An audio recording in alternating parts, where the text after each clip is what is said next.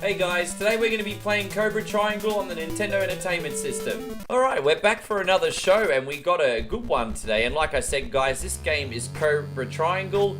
It was released by the Rare Company, which is famous for such games like Battletoads, GoldenEye, RC Pro-Am. So a company that brought out a lot of famous games or infamous games depending on where your mindset is.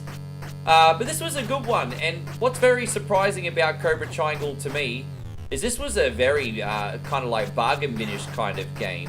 I don't remember this being massively expensive. It was also very, very common. In actual fact, if you want to get this from wholesalers now, like JJ Games or something like that, this game is still incredibly cheap last time I checked. So very common game for the NES collection, and I don't think a lot of kids appreciated this too much growing up. It probably had a lot to do with the pretty hectic difficulty in this game, but I stuck with it. And I ended up quite enjoying this game, guys. I'd play it a lot on Saturday mornings. We got this bonus level here where we just basically got to do jumps and collect items. Pretty straightforward, this one. Probably be the easiest level in the game. This is basically, I guess you could say, a boat combat game. What you really need to do in this experience is a whole pile of different hybrid levels, actually. You've got like racing levels where you have to get from one side of a map to another. You might have these bonus levels like here. You'll have the occasional boss level. You'll have these levels where you do like hostage rescues as well, which are pretty unique. You might have to dispose of mines. You might have these levels where you have to avoid the natural terrain. There's a big mixed bag of levels in this. It's actually kind of like a gauntlet, like American Gladiator style almost. It's an interesting analogy. But it makes for a really interesting experience, and if you can get past the frustration, there's a lot to enjoy here. Now, this is the mine disposable level here too. Basically, what I do is I get these mines and I just zigzag. To avoid these guys, you've got to kind of zigzag and then put the mine in the target section. Be very careful though. You don't want to drive outright in the mine section, otherwise you might blow up along with the mine, so you have to be kind of careful here. You kind of got to tail whip the mine in that secret slot almost, so it's a bit of strategy involved. And there's more mine levels further in the game, and they get harder because you not only have to avoid more than one boat, but there might be like whirlpools and stuff. Like, it gets pretty hectic the further in you get. I think there's about 25 levels in this game in total. I think the furthest I ever got was this big red dragon. He might have been the second last boss, perhaps. I think I got up to level 24 once or twice as a kid. I never quite beat this game. I don't think I've beaten too many games from the Rare Company, actually. As I said, they're known for notorious difficulty. Now, we just have to avoid a bunch of natural disasters in this.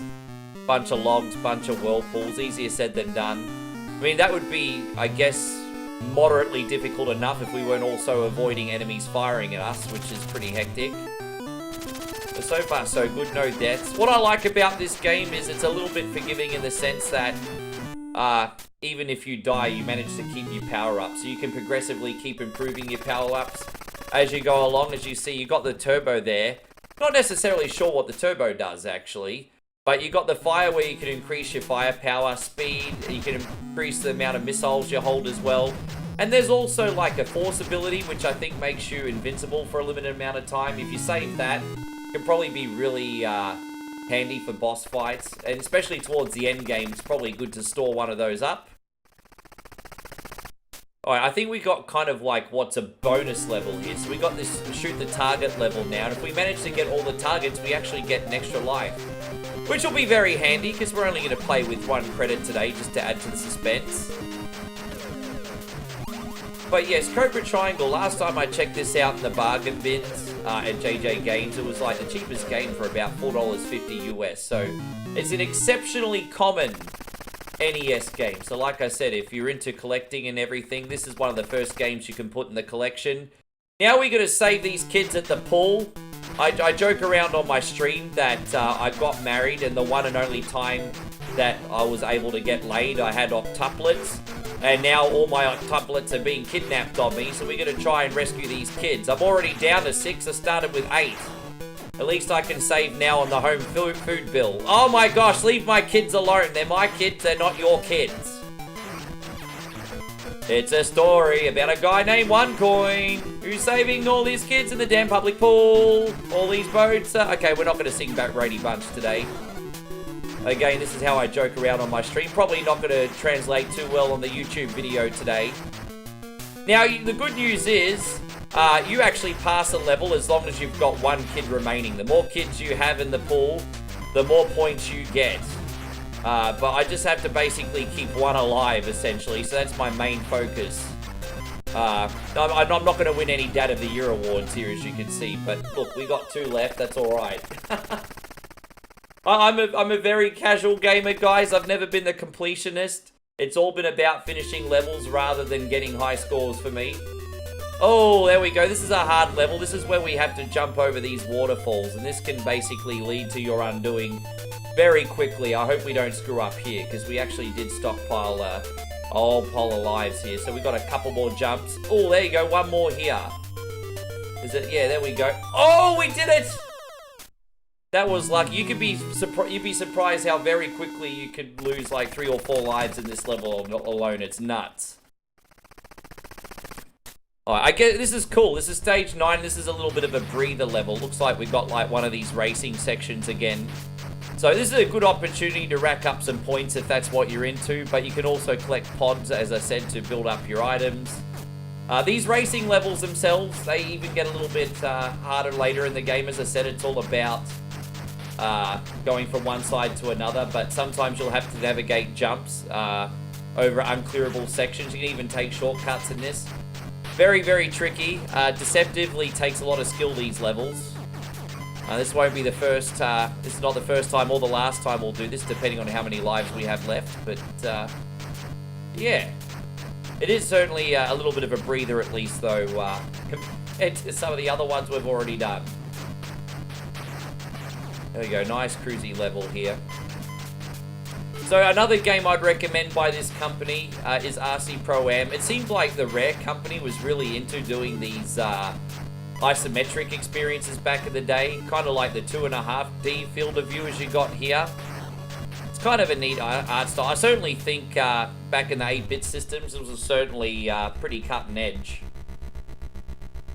Doesn't look like too much now, but it was a big deal back then. You know, other games like Marble Madness kind of have that 3D illusion as well. Really, it's just simple shapes in that game. Oh, looks like we're up to another boss level. Everybody, it appears we have crabs here today. Oh, I don't want to have crabs. I don't want to have crabs. I might need to evaluate my love life. Or re-evaluate, even. Oh, God. No, I just died, everybody. My ship just got... What's really annoying about this game, too, actually, is when you get hit, there's a delay. You can see the life bar in the middle, and when you get hit, there's a delay for whatever reason to see your health go down. So you think sometimes when you just look for a split second, you've got more health than what you actually do. So you kind of have to be a little bit more careful. Oh, here we go. Looks like we got another shoot the targets level here. We lost the last one, didn't we? There you go. I think the secret for doing these shoot the targets levels, if you want to get those extra lives, is to stock up on your missile ability as much as you can. I think that's more effective than hitting these things than what your regular firepower is. I think we just missed 3 of the sumbishes. Dude, that's terrible. I would never make it in the police services or the military services. That's some terrible gunplay.